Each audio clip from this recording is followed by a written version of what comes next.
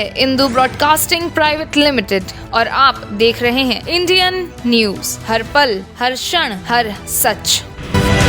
मंगलवार को शुरू हुई मध्य प्रदेश विधानसभा का मानसून सत्र जोरदार हंगामे के बीच 12 जुलाई तक के लिए स्थगित कर दिया गया है। मानसून सत्र की शुरुआत मंगलवार को विपक्ष की नारेबाजी और हंगामे के साथ हुई है। सत्र के पहले दिन रेगांव सतना की कांग्रेस विधायक कल्पना वर्मा टमाटर और मिर्च की माला पहनकर विधानसभा पहुंची और बढ़ती महंगाई पर सरकार का ध्यान आकर्षित कराया। इस पर नगरीय प्रशासन मंत्री भूपेश सिंह के कहना रहा कि यह मौसमी महंगाई है, कांग्रेस के पास कोई मुद्दा ही नहीं बचा है। विधानसभा अध्यक्ष गिरीश गौतम ने विपक्ष के सीधे पेशाब कांड पर सदन में जमकर हंगामा करने के कारण मंगलवार तक के लिए स्थगित कर दिया गया है। आपको बता दें कि 15वीं विधानसभा का यह अंतिम मानसून सत्र है, जिसमें विपक्ष आदिवासियों और दलितों के साथ मारपीट व उत्पीड़न जैसे कई मामलों में सरकार को घेरते हुए रणनीति बनाई है। वंदे मातरम जब होना था उसी समय उन्होंने वो विषय उठाया। तीक है, राष्ट्रीय गीत है, गान है, ये सबके अपमान का जैसे कांग्रेस ने बीड़ा उठा लिया। आज मैंने कहा भी कि नेता प्रतिपक्ष को कांग्रेस के अध्यक्ष भी बैठे थे कि इनको खेद व्यक्त करना चाहिए। सलीका हो तो हर बात सुनी जाती है, लेकिन उस सलीके का पालन नहीं किया। आसंदी ने कहा माने तत्काल हमारा निधन का उल्लेख होना था, निधन के उल्लेख के बाद में कार्रवाई समवेत होना थी पुनः 5 मिनट के बाद, लेकिन न तो निधन के उल्लेख का पालन, न राष्ट्र का वंदे मातरम गीत का पालन, और ये स्थिति कांग्रेस के स्वभाव में आ गई। आज भी आप देखें, उसके बाद समवेत हुई, उसके बाद फिर हंगामा शून्यकाल में प्रारंभ कर दिया। विषय क्या है? विषय है कि स्थगन लिया जाए। विषय स्थगन काय पे लिया जाए? 3 साल पुरानी घटना जिसपे मध्य प्रदेश की सरकार पूरी कानून कार्रवाई कर चुकी है। एनएसए की धारा मुख्यमंत्री जी के आदेश से लगी, एनएसए की धारा लग गई, गिरफ्तारी हो गई, बुलडोजर चल गया। मध्य प्रदेश में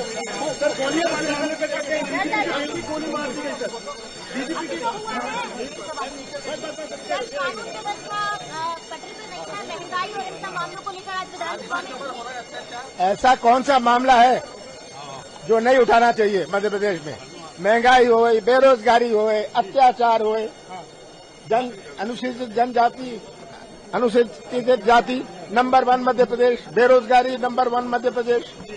ये आज कौन सी चीज है जो मध्य प्रदेश में ठीक चल रही है?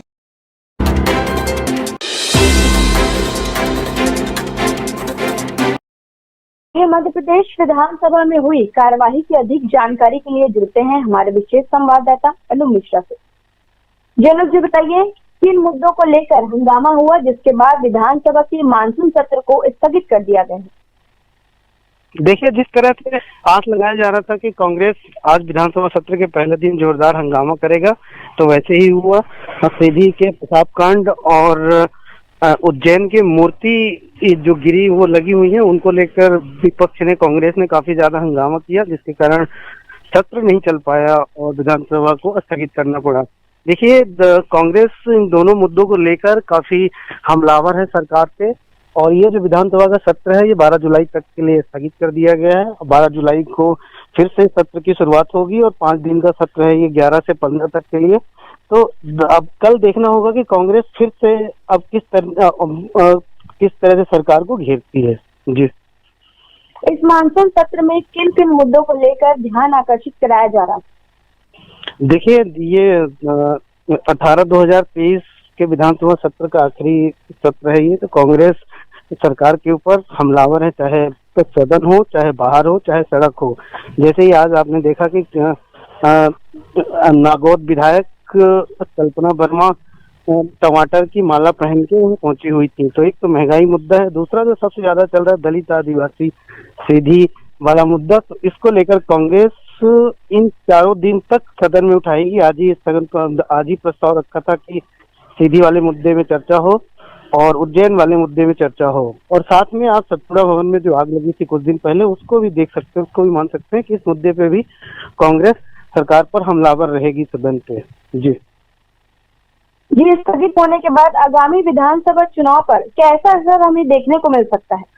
देखिए, अभी तो ये मानसून सत्र देखना होगा कि सरकार प्रदेश वासियों के लिए बजट में क्या लेके आती है, उसके बाद ही चुनाव पे जाएगी सरकार। और देखिए, जब किसी की सरकार रहती है, जैसे भारतीय जनता पार्टी की सरकार है, तो आम जनता, आम पब्लिक और राजनीतिक गलियारों में यही चर्चा होती है कि भारतीय जनता पार्टी को ही फायदा मिलेगा। लेकिन जिस तरह से 2018 का रिजल्ट आया था, जनता ने कांग्रेस को मैंडेट दिया था, वो भले बीच में फिर कुछ गड़बड़ी हो गई और कांग्रेस की सरकार गिर गई, तो फिलहाल तो माना ही जा रहा है कि भारतीय जनता पार्टी सरकार में फिर से वापसी करेगी। लेकिन ये अभी गर्त पे पड़ा हुआ है, चुनाव के बाद ही समझ में आएगा कि किसकी सरकार बनेगी, किसकी नहीं बनेगी। लेकिन ये देखना दिलचस्प होगा कि ये आखिरी बजट सत्र में सरकार प्रदेश की जनता के लिए क्या लेके आती है। जी, आपकी जानकारी के लिए धन्यवाद। न्यू वीडियोस की अपडेट पाने के लिए सब्सक्राइब करें इंडियन न्यूज को और बेल आइकन को दबाएं।